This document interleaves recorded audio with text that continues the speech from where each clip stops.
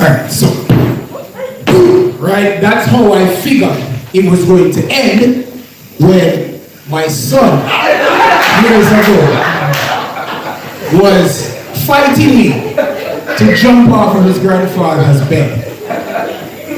Head first, as a toddler.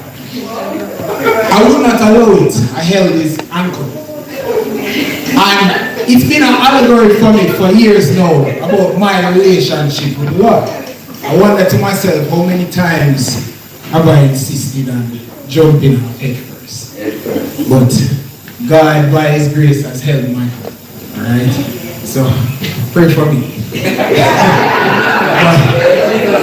I wanted to share some things with you guys today that might prevent you from jumping off head first financially. Right? Some very basic things. So, basic, don't accumulate credit card debt. Pay your credit cards on time and in full. Do not fall behind the credit card interest. It's very detrimental to your financial life. Don't get involved with short-term financing to buy stocks. So they offer you margin loans, short maturity. That's also a bad idea. Try to practice to spend less than you earn and have a habit of savings. And then let that be the base of your investment portfolio. Right? So those, I felt like I wanted to share that and start there. Now for 90% of investors and participants in markets, and I'll speak specifically about stocks, if you can find a trusted advisor, and this is important, so the trust is important, the broad exposure to the general market through a low cost vehicle. Low cost is also important, meaning low transaction costs, low management fees, low or no management fees, and low taxes. Right? Now these are widely available through mutual funds and unit trusts through common brokers, right? But the key here now, guys, and I'm going to try and keep things simple because I believe in it. The key is a consistent discipline. Whatever you work out in terms of your goals with your advisor, the key when we're talking about especially stock market investing is to stay with that plan, right? So you want to have that habit of saving, but you also want to have that habit of investing where you are investing a agreed amount with an agreed frequency. And that you work out with the advisor, whether it be monthly, weekly, even biannually or annual. But the key is to stay with it. So remember, so we're talking about a broad stock market exposure, and a consistent discipline comes in where the market is going up and everybody feels good. You keep investing. Market goes down. It is very important when the market goes down to continue investing. Now understand, admittedly, it works best, I've seen in my experience with US investments and the US stock market. Now that's mainly because it is a much larger and more dynamic economy than our own. But locally, you can also get exposure to that market. So you want to speak to your advisor about that as well. But locally, it can work. If you think about the history of the local Jamaican stock market, if you could have bought a Marita stock in 2011, $2, that stock is currently trading a little north of $70. Right? If you could have bought in when Mr. Lucci bought NCB at $4, that stock is currently trading somewhere around $69. The same is true for Kingston Wharves, $6, and that's probably north of $26 today. The point is that I just named a couple large stocks in the local market, whether it be through unit trusts or through select funds or whichever one of the common vehicles, you can get that broad stock market exposure.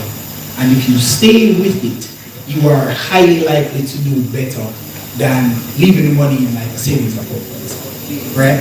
So the only thing that I would add to that advice is that as you go closer towards your golden years, you want to shift your mix of it. So a little rule of thumb is whatever your age is, you minus that from 100, and that's what you want to have in stocks, right? So if you're 80 years old, it's a 20% stock exposure, right? But here's what I want you to stay with. That's a very rough benchmark, but what I want you to stay with is to understand that stock market investing is long term. When you put your money in the market, you want to have a view of 5 to 10 years of where you want money to get to.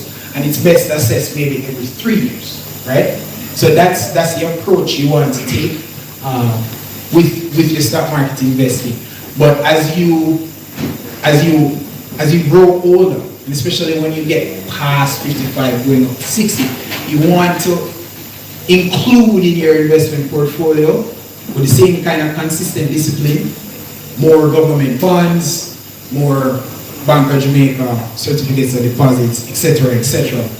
And what I've just summed up for you is basic advice that works best, I think, for probably 90% of investors. And the simple reason is that you're not dedicated to the markets. You are a beautician, you are an entrepreneur, you're a doctor, you're a lawyer, you're a marine biologist, right? So the idea is that you want your investments to work for you passively, and having that broad exposure is the best approach for most of us. Now, I'll just switch over and talk a little bit about what I do, because I do not take that approach, right? But that's because the same boy I'm telling them about him have to eat, right? So I need to go more aggressively for a little higher returns than the passive approach will bring.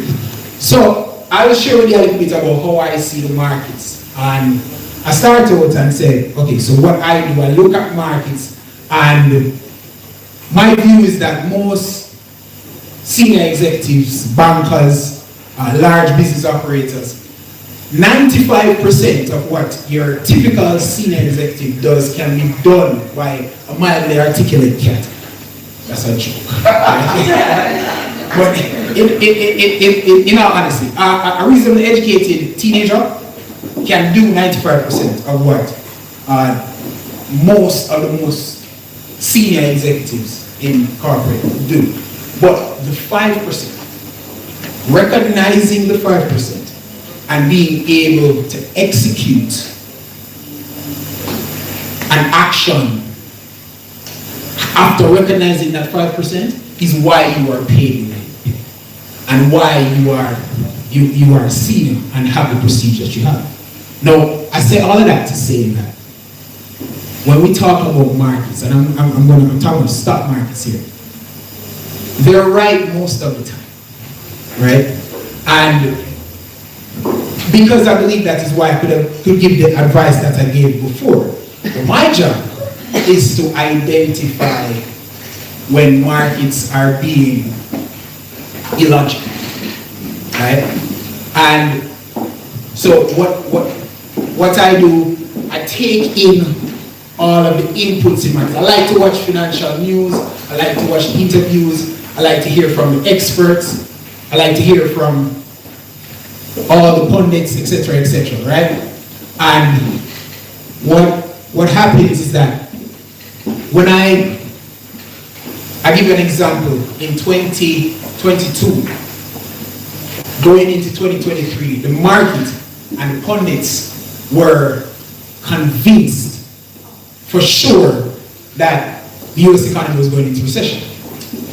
Now, one of the things, and by the way, I should just mention here, because of what I've been hearing, one, reading is essential to successful investing, right?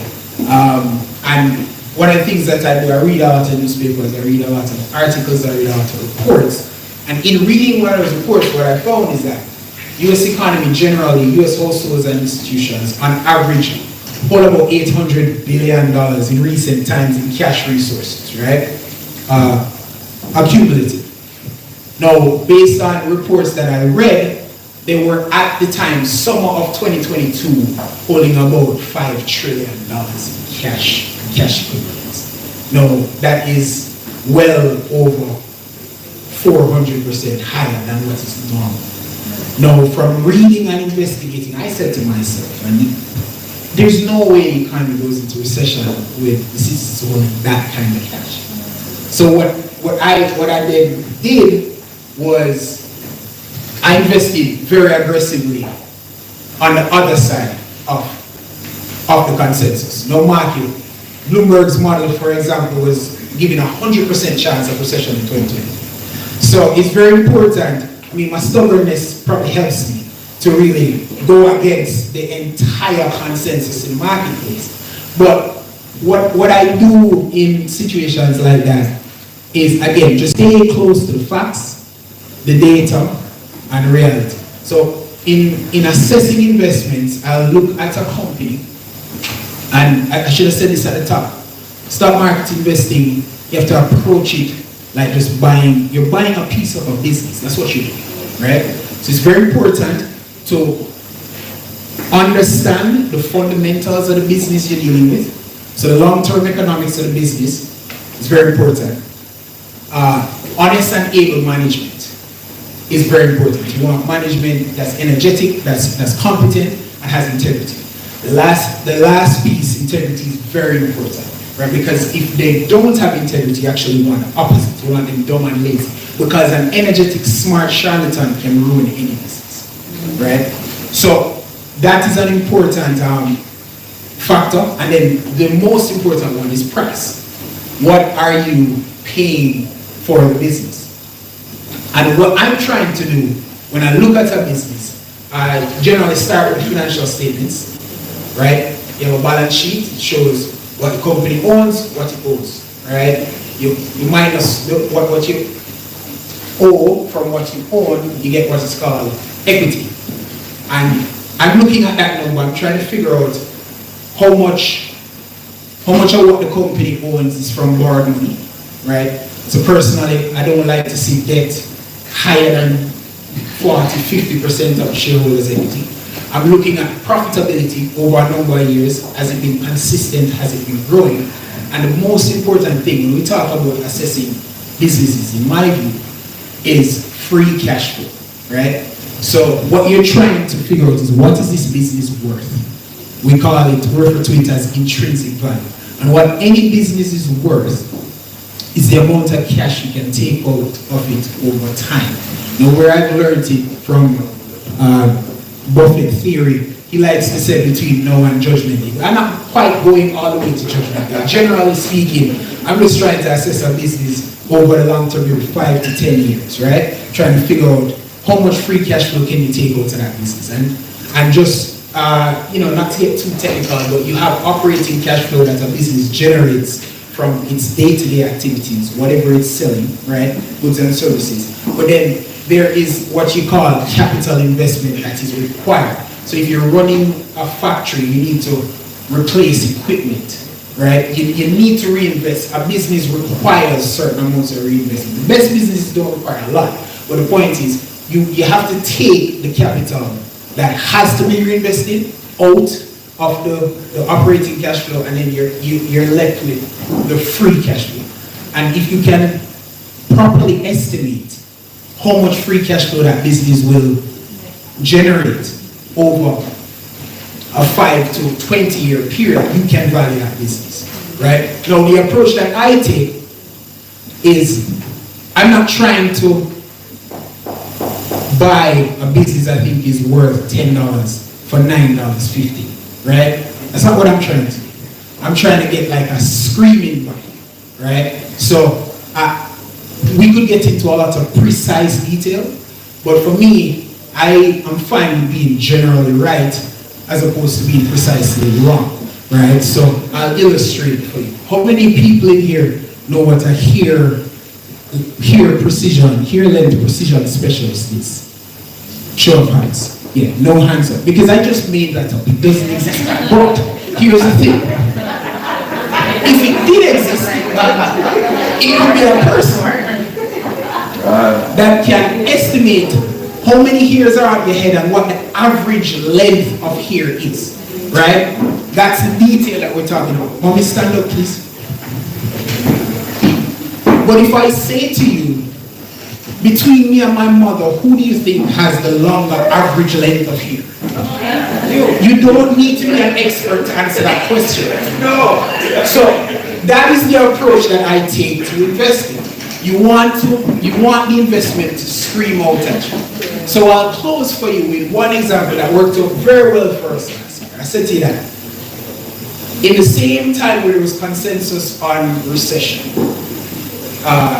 Meta, you probably know some of their units. Facebook is the most popular one. That stock sold off very hard. Sold off very hard because interest rates were going up in the United States. They had a very expensive program called Metaverse. It was costing them a lot of money. And the consensus said we're going into recession. Meta makes most of its money off advertisements. So you figure that in a recession, consumers pull back and businesses will cut advertising expenditure. So here it is, this company, it was like a 70% fall in the stock price. And I looked at it and I said to myself, when you look at those financial statements, that company is a free cash flow machine. It averages, it's somewhere around 30 billion US dollars, free cash flow that it generates. You know, they were diverting a lot of that to the metaverse, but for me, Zuckerberg is a competent operator. So when I looked at it and I said to myself, this company is being sold based on the stock price for about 10 times earnings, right? Which is very unusual. Generally, the big tech companies in the United States sell for 25, sell for 30, that kind of price. Anyway, long story short, in assessing value, if you think something is worth 25 and sell it for 10, it's a no-brainer, right? You scream out. So what I did is make a very aggressive investment there. It cost us about $108 per share. We sold that stock. We sold most of that position at $284, right? Now, that was actually a big mistake. You have a good company, it doesn't come along very frequently. You want to hold it, especially something like that you figure will be around for a while. If my WhatsApp stops working, it's a crisis. I don't know about you guys, but it certainly is. And they own WhatsApp and Instagram. I realize that my friends on Instagram, I'm convinced they're addicted, right? So addicted customers is good business. So my thing is, this is a wonderful business, right? So most of the position, that was a big mistake. I glimpsed at the position Thursday, Friday, about $499 a share. So there's a lot more that could be shared, but I have to catch you guys next time. If you have a Q&A, I can answer some questions.